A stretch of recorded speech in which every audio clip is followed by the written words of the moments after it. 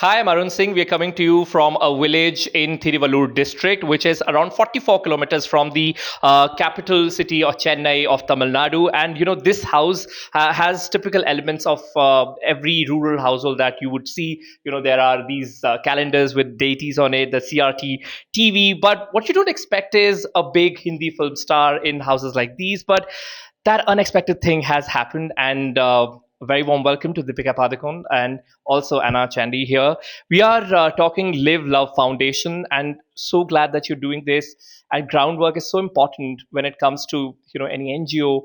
Uh, Mental health is one issue that you've spoken very extensively on, and now the groundwork has started in the rural belt. Which was that one moment where you realized, okay, now I have to expand, and then we have to go beyond urban areas? Was there any moment, any anecdote? What was it? I think soon after my first interview with NDTV that we had done with Barkha back in 2015, I think the days immediately after that, I think made us realize how big the problem is, how vast the problem is, how deep the problem is, and it wasn't just an urban problem, and that mental illness chooses not to spare anyone in that sense. It can affect anyone, any gender, any age group. You could be from any profession. um, and so I think that's pretty much when we realized that it's not just an urban issue. And I think when we set up the foundation and we felt internally we had the capability to partner with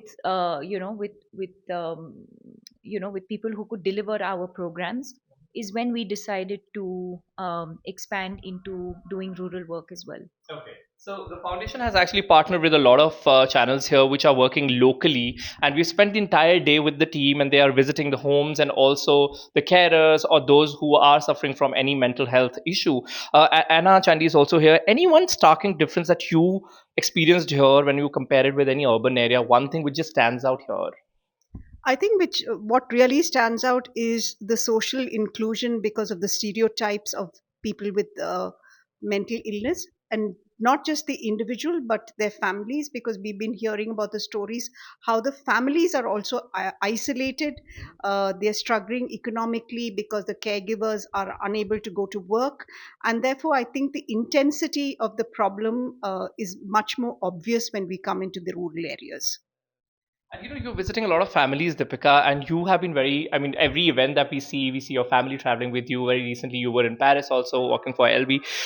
We saw your family. How important is it a family's role when it comes to dealing with mental health illness? Oh, it's extremely crucial. It's extremely crucial. I mean, even in my own personal journey, the role of the caregiver has been extremely important.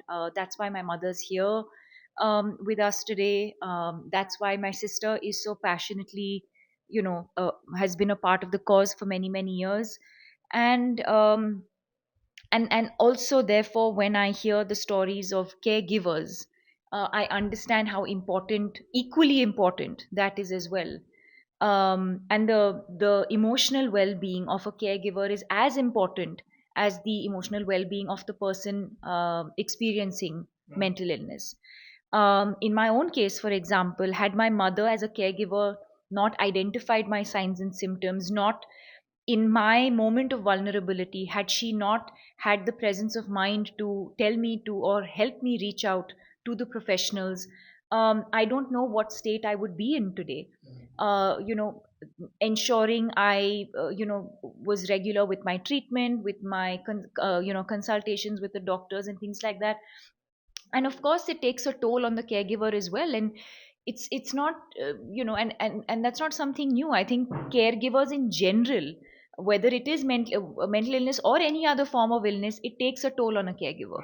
And I think this district in particular, we seem to be focusing on that a lot more. We have programs where once a month all the carers come together, they form a group, they share their stories and their thoughts and their ideas, and they feel like a community. They don't feel like they're alone. And I think not feeling alone is such a huge part of this issue, because we all suffer in silence, we're all struggling in silence. And I think a large part of what we're trying to do here is bring the community together, the community of people with mental illness, but also the community of caregivers. Bring them together, share, each other's stories, and know that you're not alone and that we're all in this together. And I quickly also want to check on your well-being as well. How are you doing? Otherwise, what's your headspace? Because you're doing one project after another, and you've been traveling as well. Is it overwhelming? What is it like? No, I mean, I think, it's like with any illness that anyone has, once you've had an illness, it's not something that leaves your system. It's something that will always play on your mind. And so it's the same with mental illness. It's not, at least in my case, it's not something that I wake up not thinking about. It's something I have to think about every day. I have to nurture my mind, my body, and my spirit every day. It is work every day. um, as is anything else, people go to the gym every day, they take care of their physical selves every day, and so it's the same, it's exactly the same logic would apply here as well. So I think just the difference is that, you know I treat my mind as a part of my body.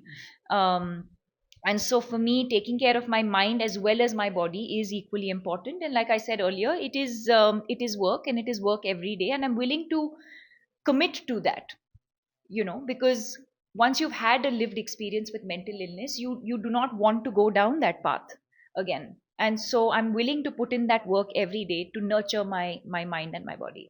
LLL has expanded its programs to Karnataka, Odisha as well when we talk about rural belt. Now, I was also reading that there are several regional languages where there are no technical terms also available for illnesses or for like what kind of challenges you feel with people living in the rural belt.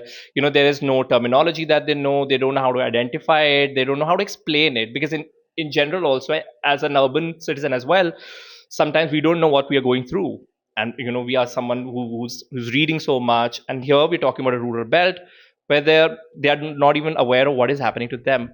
Does that add a challenge? I mean, the language, then culture, then society. A lot of people in urban India don't know what mental illness is. So I don't think the lack of awareness has anything to do with urban or rural.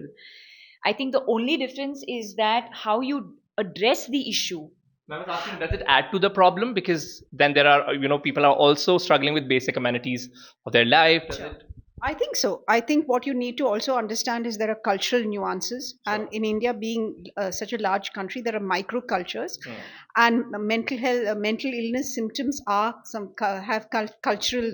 The way they display themselves have cultural display. So I think one of the things that we do is when we partner with local partners, Hmm. they're able to understand the cultural sensitivity and the nuances so much more than somebody outside the local person.